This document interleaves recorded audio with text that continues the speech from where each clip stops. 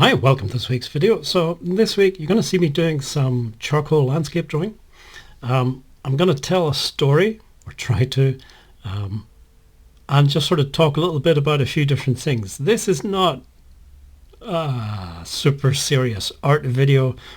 I'm going to talk about stuff that maybe isn't even related to art directly. It's just for entertainment. And in the background you see me doing this bit of charcoal drawing. Just a little landscape.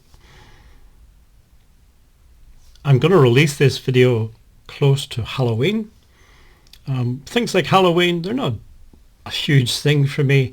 When I was a child, Halloween meant sort of cheap plastic masks. You usually have something like Frankenstein or a ghost or something. Bonfires and kind of lanterns, not really jack-o'-lanterns, not in the American style. We didn't have pumpkins. I knew of pumpkins, I'd heard of them, because I used to read Snoopy comics, and they often had, around about Halloween, I forget which character it was, Linus maybe, he used to sit out in the pumpkin patch waiting for the great pumpkin or something like that. So I knew what a pumpkin was, I knew what it looked like, but we didn't have them. If you wanted to carve something like a jack-o'-lantern, you had to get a turnip or swede or whatever they're called in your part of the world. And carving one of those is a much more difficult operation than a pumpkin. And turnip is solid, and it's a bit like trying to carve concrete. But anyway, that was my childhood Halloweens. The word Halloween, English of course, but there's also sometimes another word that you may have heard of, Samhain. In modern Irish, Samhain just means November. It used to be a sort of pre-Christian festival. It was the end of harvest, basically. This was the end of the year, really. The agricultural year. You're coming into winter, the cold, darker months. And it was a big thing back then because, of course, and this is true even as recently as, say, 150, 200 years ago, people didn't have access to shops and things. So if you didn't, especially out in the countryside, if you didn't grow enough food to get you through the winter, you were in trouble. So it was a big thing, and it was considered the end of the year, and it was kind of a time when this world and the other world kind of merged together a little bit, so weird things could happen. So I'm going to tell a little story. This is about a place called Cushendall. Cushendall, a lot of places in Ireland have these weird sounding names. Basically, when the English arrived to civilize us all, they decided to take the Irish names and just sort of anglicize them a bit. So they lost all of the meaning and they just sort of phonetic versions of the Irish words. So in Irish, that little village is called Cush Awandala. It means the foot of the River Dala. It's not a big place. Even these days, it's maybe about a population of about 1,000 people, just slightly over that. So it's definitely not a big place. Back in the day, we're going back maybe a couple of hundred years ago, there would only have been a few hundred people. There was nothing apart from a small harbour, perhaps, a few scattered houses and things. It was a very small village. There was no doctor or anything like that. So anyway, this story is about a young couple. They're expecting their first baby. And it's sort of November, December. Winter hasn't fully set in, but the dark nights they've arrived. So anyway, it was getting close to their due date, and the woman was a little bit worried because things were feeling a bit weird and she wanted to see a doctor. Now, the nearest doctor was in a different town, which was maybe 20, 30 miles away. So these days, you hop in a car, taxi or whatever, no problem, 20, 30 miles.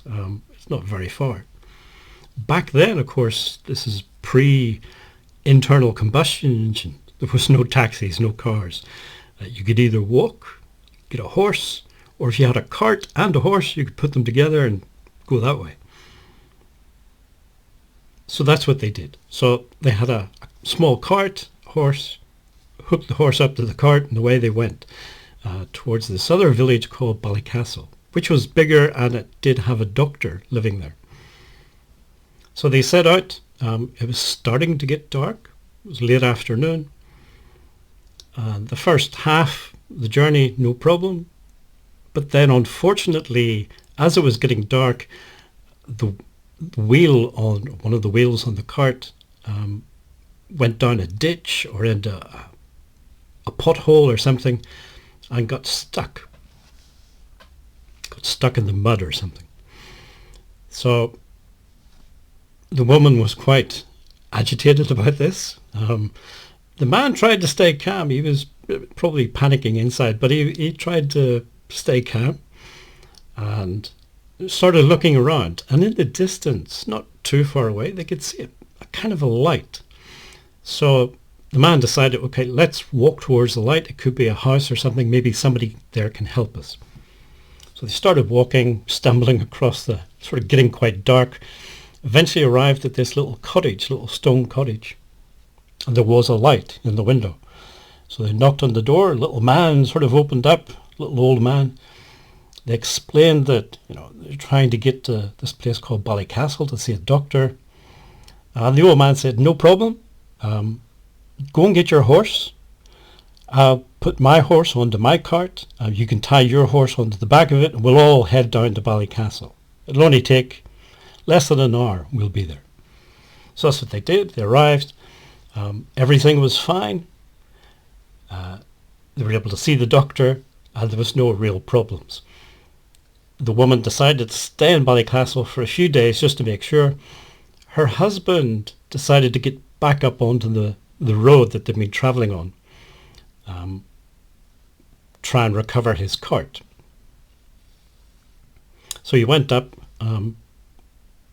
arrived at the cart, everything was fine. A local farmer, luckily, was looking after sheep, and they were able, the pair of them, to rescue the cart, get it out of the ditch.